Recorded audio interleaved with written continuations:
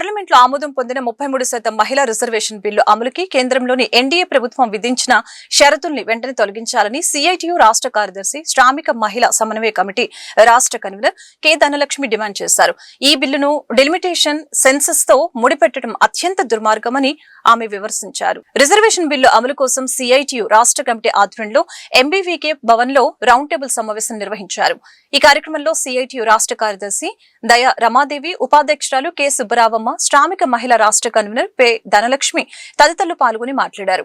మహిళా బిల్లు విషయంలో కేంద్ర ప్రభుత్వం కుట్రపూరితంగా వ్యవహరిస్తుందని అన్నారు. డిలిమిటేషన్ ప్రక్రియ అంత సులభంగా తేలిది కాదని, మహిళల పట్ల చిత్తశుద్ది ఉంటే ఎటువంటి షరతులు లేకుండా 2029 ఎన్నికల నుంచే రిజర్వేషన్లు అమలు చేయాలని స్పష్టం చేశారు. 106వ రాజ్యాంగం సవరణలో ప్రధాన ఆటంకంగా ఉన్న సెన్సస్ డిలిమిటేషన్ నిబంధనల్ని తక్షణమే మినహాయించాలని డిమాండ్ చేశారు. కె ధనలక్ష్మి, సిఐటియు రాష్ట్ర కార్యదర్శి, శ్రామిక మహిళా సమన్వయ కమిటీ రాష్ట్ర కన్వీనర్. 33% మహిళా రిజర్వేషన్ బిల్లు పార్లమెంట్లో ఆమోదం పొందింది 2023లో. దాని అమలు కోసం అనేక రకాలైనటువంటి షరతులు పెట్టారు. వాటిని డీలిమిటేషను సెన్సెక్స్ తో కలిపి ఎన్డీఏ కూటమి పార్లమెంట్లో ఆమోదానికి పెట్టారు. ఇది అత్యంత దుర్మార్గమైంది. ఎలా ఉందంటే ఈ బిల్లును పెట్టడం, మన రాష్ట్రంలో 1 కోటి మంది డ్వాక్రా మహిళలు ఉన్నారు. వాళ్ళకి ప్రభుత్వాలు బ్యాంకుల ద్వారా ఇతరత్ర లోన్లు ఇస్తూ ఉంటాయి. నెలలో 30వ తేదీ లోపు వాళ్ళు కట్టాల్సినటువంటి కిస్తీ కడితేనే వాళ్ళకి వడ్డీ రాయితీ వచ్చింది. 30వ తేదీ లోపు వాళ్ళు డబ్బులు కడటానికి వాళ్ళ దగ్గర డబ్బులు ఉండవు, వాళ్ళకి పని లేదు, వలసలబోతారు. ఆ వచ్చినటువంటి డబ్బుల్ని 2వ నెలలోనో 3వ నెలలోనో కడతారు. అప్పుడు పొదుపు మహిళలు ఏమనుకుంటారంటే ప్రభుత్వం కరెక్ట్ గానే చెప్పింది, మేము దాన్ని ఉపయోగించుకోలేకపోయామనండి. అంటే ఇచ్చినట్టు ఉండాలి, వాళ్ళకి రాకుండా ఉండాలి. ఇది ప్రభుత్వం యొక్క ఎత్తుగడ. ఎన్డీఏ కూటమి కూడా సేమ్ అలాగే చేసింది. మహిళల మీద మహిళా రిజర్వేషన్లు అమలు చేయాలనేటటువంటి చిత్తశుద్ధి ఎన్డీఏ గవర్నమెంట్కు ఉంటే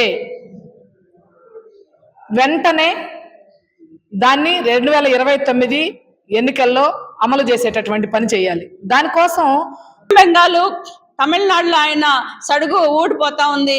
అందుకని మహిళల్ని ఏదో ఉద్ధరిస్తున్నాను అని చెప్పేసి ఒక భారతదేశ వ్యాప్తంగా మహిళల్ని మోసం చేయటానికి నాటకీయంగా మొన్న ఏప్రిల్ 16, 17, 18 తారీఖులో పార్లమెంట్ సమావేశాలు జరిపారు. ఎంత నాటకీయం అంటే మూకుమ్మడిగా అన్ని రాజకీయ పార్టీలు జనాభా లెక్కల్ని డీలిమిటేషన్ ఏదైతే ఉందో దీన్ని సపరేట్ గా చర్చించండి, అది ఇప్పటికిప్పుడు దీనికి లింక్ చేస్తే అది దక్షిణాది రాష్ట్రాలకు నష్టం జరిగిద్ది, అందుట్లో రిజర్వేషన్ లో ఎస్సీ ఎస్టీ వాళ్ళకి అన్యాయం జరుగుతుంది, ఈరోజు మీరు సంఖ్య పెంచాలన్నా అవన్నీ సపరేట్ గా చర్చ జరపాలి, దానితో నిమిత్తం లేకుండా మహిళా రిజర్వేషన్ బిల్లు 2010లో 2023లో పార్లమెంట్లో లోక్సభలో 454 మంది ఆమోదం తెలిపి 2 మాత్రమే వ్యతిరేకించారు. అప్పుడు ఆమోదం పొందినటువంటి మహిళా రిజర్వేషన్ బిల్లు 2024లో కాకుండా 2029లో అమలు చేస్తామని చెప్పేసి ప్రధానమంత్రి గారు మహిళల్ని మోసం చేసి 3వసారి అధికారంలోకి వచ్చారు. ఈ అధికారంలోకి వచ్చిన తర్వాత మళ్ళీ ఇంకోసారి మహిళల్ని మోసం చేయబోతున్నారు. డీలిమిటేషన్ పేరుతోని మరోసారి మహిళా బిల్లుకి తూట్లు పొడిచేటటువంటి పని చేస్తున్నారు. కాబట్టి మహిళా లోకం అందరూ కూడా గమనిస్తున్నారు.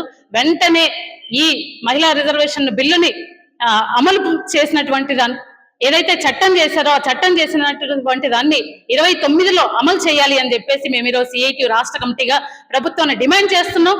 లేని పక్షంలో మొత్తం రాష్ట్ర వ్యాప్తంగా కానివ్వండి, దేశవ్యాప్తంగా కానివ్వండి, కార్మికుల్ని, మహిళల్ని, ప్రజలందరినీ కూడా ఐక్యం చేసి, వాళ్ళందరినీ కూడా చైతన్యం చేసి, ఐక్యం చేసి ఈ ప్రభుత్వాల మెడలు వంచి అమలు